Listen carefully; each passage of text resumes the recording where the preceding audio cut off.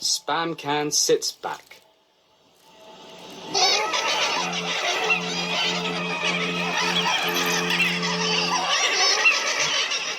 Diesel 199, or Spamcam as he's better known, is the other railway's main goods engine. He is long and blue, and some would say he looks a lot like old Stuck-Up. However, Spamcam hates him and hates the comparison. He even refuses to let the workmen clean or shave him just so he won't look as much like him.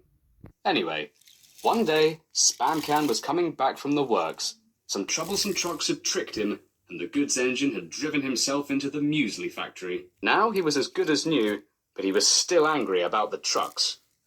"I'd rather not use them bloody things," he grumbled to himself. But the trucks sang songs, rude and loud.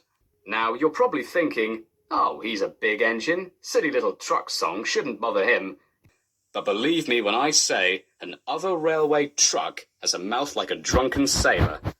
They were led by Scrappy, a rickety old ironworks truck. 199's a fucking twat, thinks he fucking clever, think that he can fuck with us, that's the best shit ever. When the cop lords over us, like that fucking Blairman, we're just making fucking crash. Bang goes on Spamcam that. The other engines were shocked, mainly because the fuel depot got contaminated again the day before, and they all had terrible hangovers. "Be quiet," they ordered. But they couldn't be everywhere, and everywhere they weren't, the trucks began again. At last, the engines gave up. "We'll just have to live with it," they groaned. "Thanks a lot, Spamcam." "It wasn't my fault," protested Spamcam. "They said there was a steam engine in there. You would have done the same." But the other engines just ignored him. One member of the railway, however, did feel sorry for Spamcam. The brake father was once a goods diesel, until his driver thought having a smoke in the oil refinery would be completely harmless. Most of him was salvaged though, and now he spends his days as a brake van, acting as a conduit between the diesels and the trucks. One morning, he spoke to Diesel. The shunter hadn't slept all night because of the trucks singing, and was bashing his wagons about something awful. "I am worried, Mr. Diesel," mumbled the brake father. This disrespect for engines, where is it going to end?" "About 10:30, said Diesel sleepily. "I have a plan, Mr. Diesel. May I stay here today and help Mr. Spamcam? I believe I owe him a favor after that, unsavory incident with the prune train. And get yourself some caffeinated oil while you're at it. Tell the workmen I sent you." That's nice, yawned Diesel, and switched track to take him to Spamcam. Soon, the brake father was explaining his plan to the two engines. "Good God!" exclaimed Diesel, caffeine now flowing freely through his system. "How in buggery could that help Spamcam?" But Spamcam interrupted. "No, Diesel, he's right," he said. "I was a stupid bugger. It's really my fault. I've got to put this right."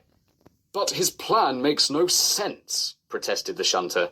"I mean, do you know anywhere around here that looks like it could sell you a flamethrower?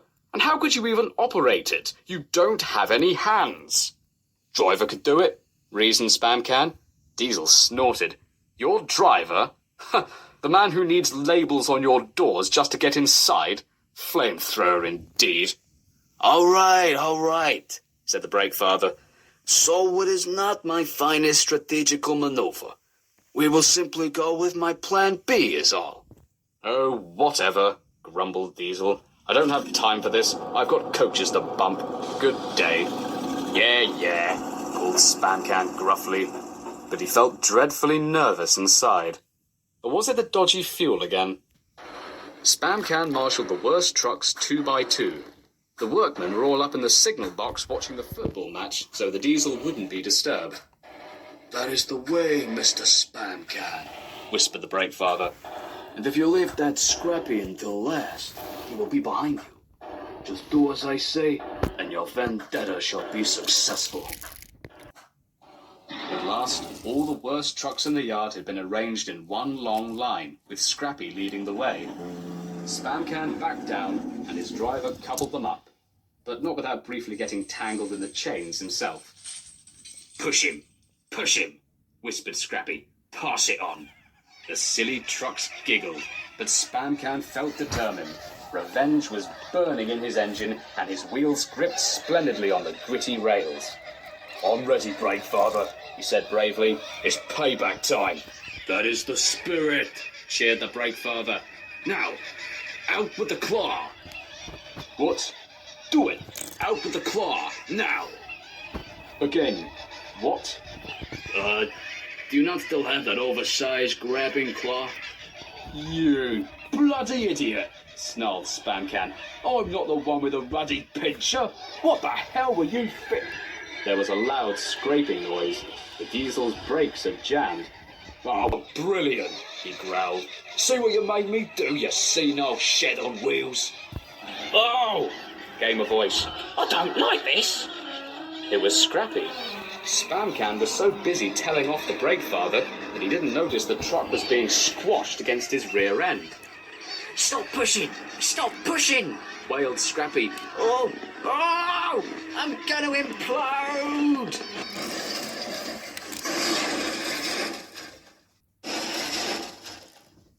And he did.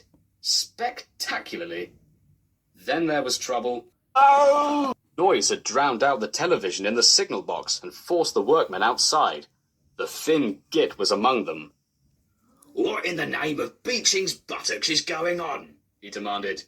His eyes clapped on Spamcam and the remains of Scrappy. 2 and 2 came together pretty quickly.